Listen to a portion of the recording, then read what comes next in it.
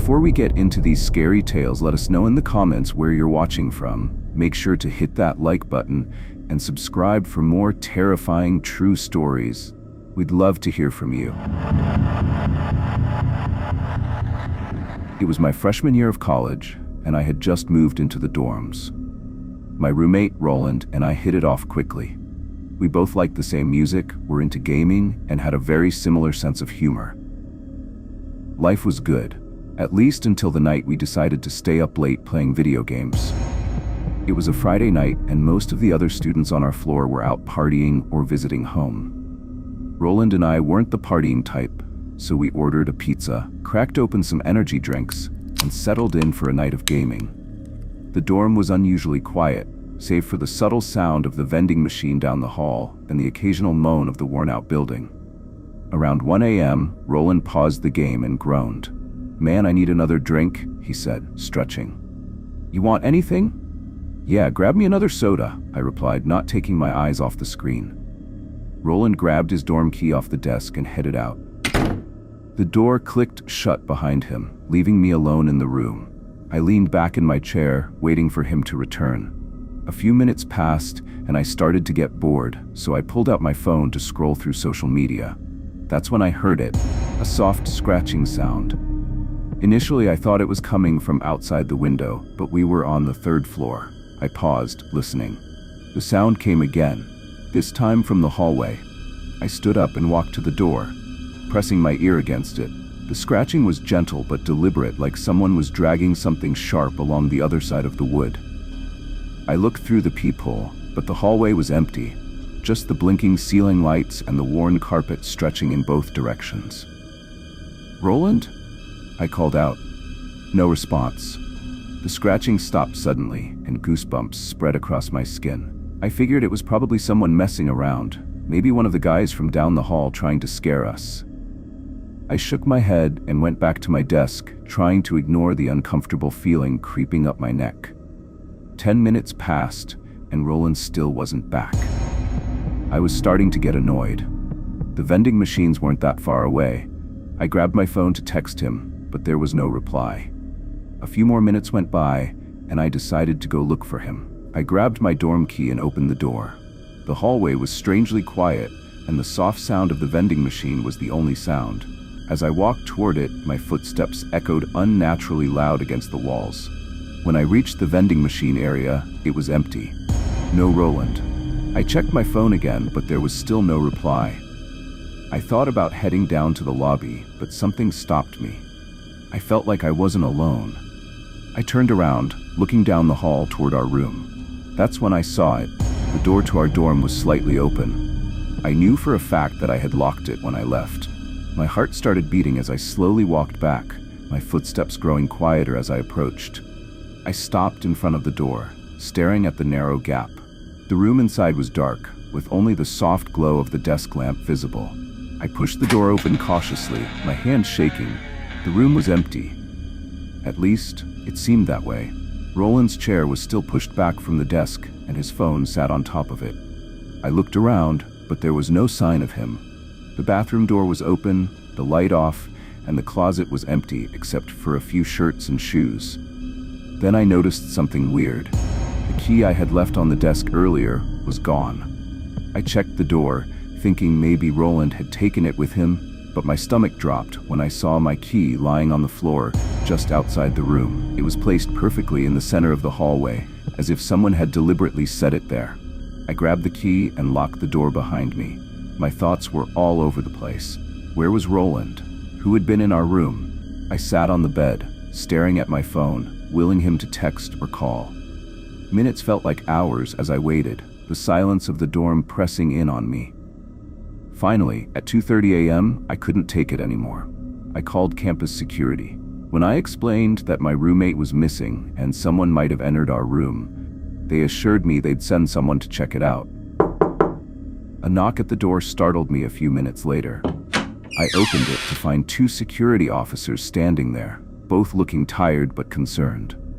They asked me to recount everything, and I walked them through the events of the night. They decided to search the building, starting with the floor above us. One of the officers stayed with me in the room while the other checked the rest of the dorm. It was awkward sitting there with him, the tension heavy in the air. He didn't say much, but I could tell he was uneasy too. After about 15 minutes, the other officer radioed in, saying they had found nothing unusual. They suggested that maybe Roland had gone off campus with someone and forgotten to tell me. It didn't feel right to me. He wasn't the type to just disappear without a word, but I had no choice but to agree. The officers left, and I was alone again. The silence was overwhelming, and every little sound made me jump. I locked the door and double-checked it before climbing into bed, my phone gripped tightly in my hand. I didn't fall asleep until nearly dawn, and when I did, it was restless. I woke up every hour, half expecting to see Roland walk through the door or hear the scratching sound again. But the night passed without incident. When I woke up the next morning, my phone rang with a text from Roland. "Sorry about last night. I ended up crashing at Mike's place. Long story, I'll explain when I get back." Relief washed over me, but it was short-lived. When Roland returned later that day, his explanation didn't make sense. He said he had gone to grab drinks from the vending machine when he ran into a guy he knew from class. The guy invited him to hang out, and they left the building together. "But why didn't you answer your phone?" I asked. He hesitated, then shrugged. "I didn't hear it. Maybe it was on silent." I didn't press him further, but something about his story is off. The timing didn't match up, and he couldn't explain why his key had been left in the hallway. For weeks, the feeling stuck with me that we weren't alone in that dorm. I started hearing faint noises at night, soft scratching, distant whispers, but every time I checked, there was nothing there. Roland brushed it off as my imagination, but I could tell he was unsettled too. We never figured out what happened that night or who had been in our room. But to this day, I still think about the key left in the hallway, perfectly placed, as if it were waiting for me to find it. And sometimes late at night, I'll hear that same scratching sound and wonder if whoever or whatever was in our room is still around.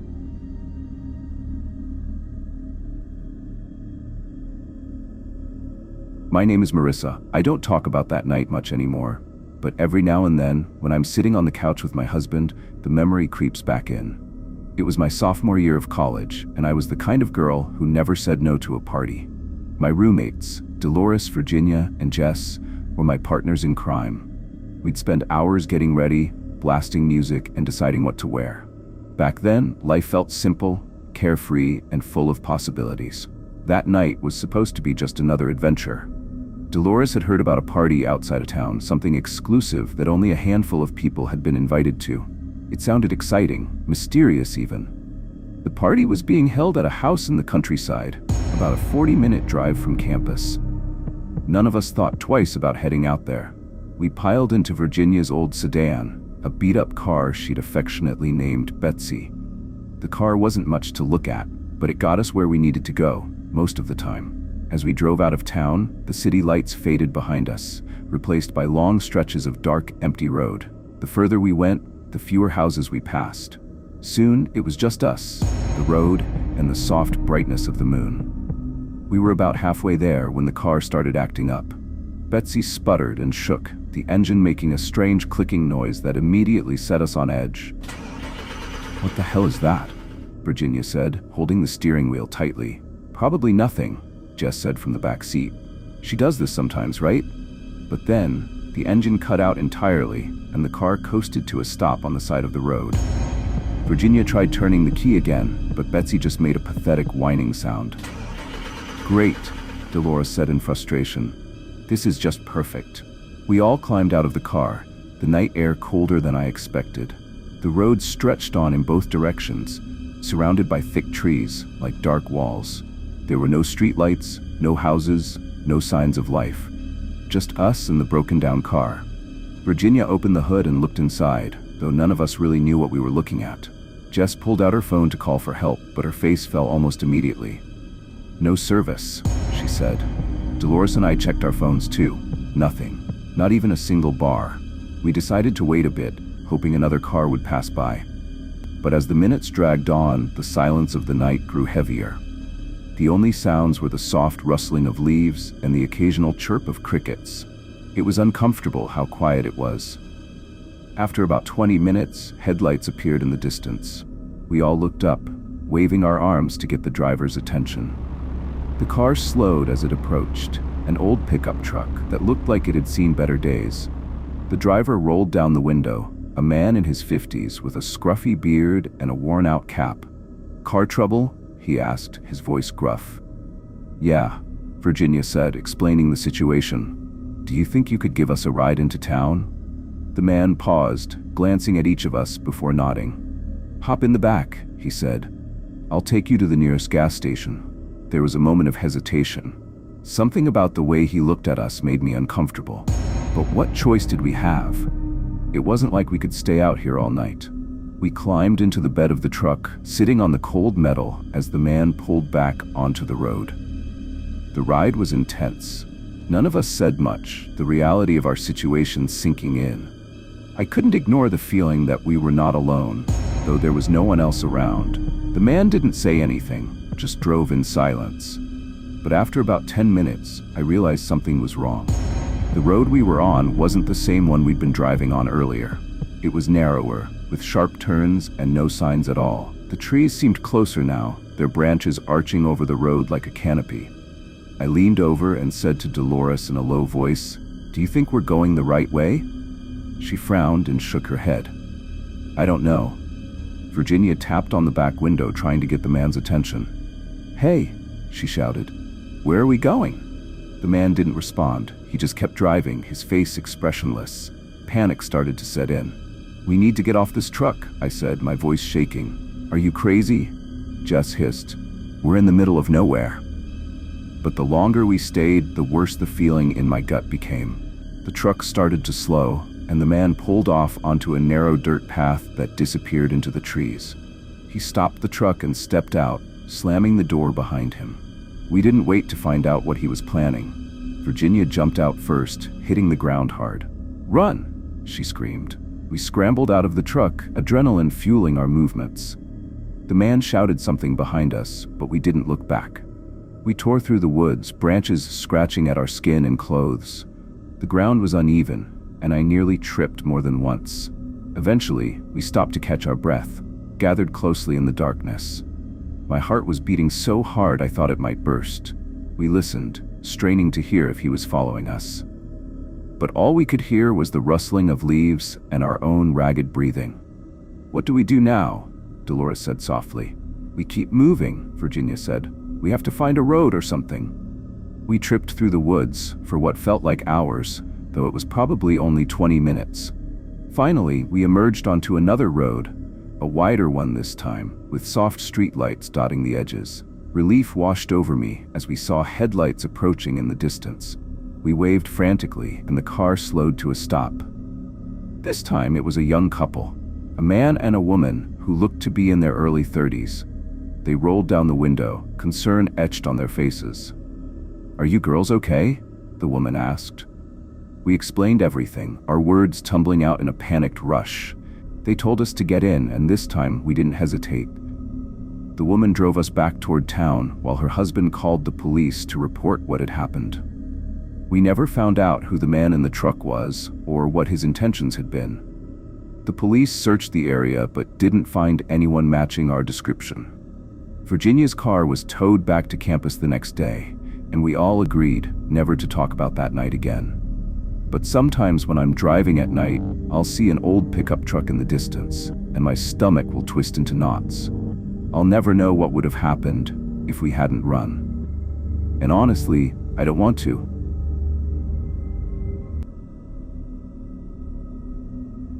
It was the middle of finals week, and the campus library had become my second home. I was a junior in college, and the pressure was mounting. I had a massive economics exam the next morning, and I wasn't nearly as prepared as I wanted to be.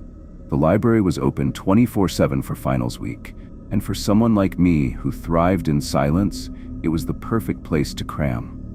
I'd always been a night owl, so staying late wasn't unusual for me.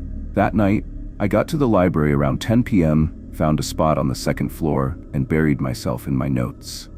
By midnight, Most of the other students had left. The building became strangely quiet, with only the hum of ceiling lights and the occasional movement of chairs breaking the silence. I liked it though. It helped me focus. By 2 a.m., I was one of the last people left on the second floor. The tables around me were empty, and the rows of towering bookshelves seemed to stretch endlessly into the shadows. I told myself I'd finish one more chapter before heading back to my dorm. That was when I noticed how quiet it had become.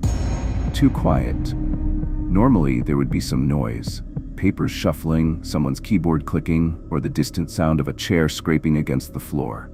But now, there was nothing. It was as if the building itself was holding its breath. I looked up from my laptop and looked around.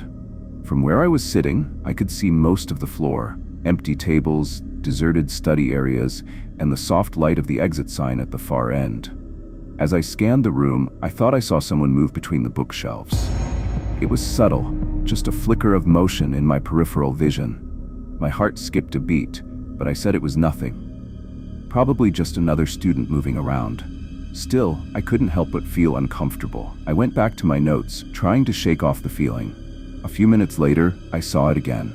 This time, it was clearer. A shadow passed between two shelves, disappearing as quickly as it had appeared. My pulse quickened as I stared at the spot, waiting for someone to emerge. Nothing did. Again, I tried to brush it off. It was late, and I was tired. My mind was playing tricks on me, but the more I tried to ignore it, the stronger the unease grew. I couldn't shake the feeling that I wasn't alone. Deciding I'd had enough, I started packing up my things. As I slid my laptop into my bag, I heard it, a faint, rhythmic sound, almost like breathing. It was so soft that I thought I might be imagining it. I froze, straining to listen. The sound stopped. I looked toward the bookshelves, my heart beating. Everything was still, but the shadows seemed darker, deeper. My rational brain told me there was nothing there, but every instinct in my body screamed otherwise. I put the rest of my stuff into my bag and stood up, my eyes looking around the room. As I made my way to the elevator, the feeling of being watched became overwhelming. My footsteps sounded loudly in the silence, and I found myself looking over my shoulder every few seconds. The floor appeared empty, but I can't shake the sense that someone was just out of sight.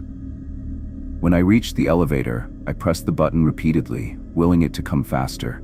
The soft ding of the doors opening was a relief, and I stepped inside quickly, pressing the button for the ground floor.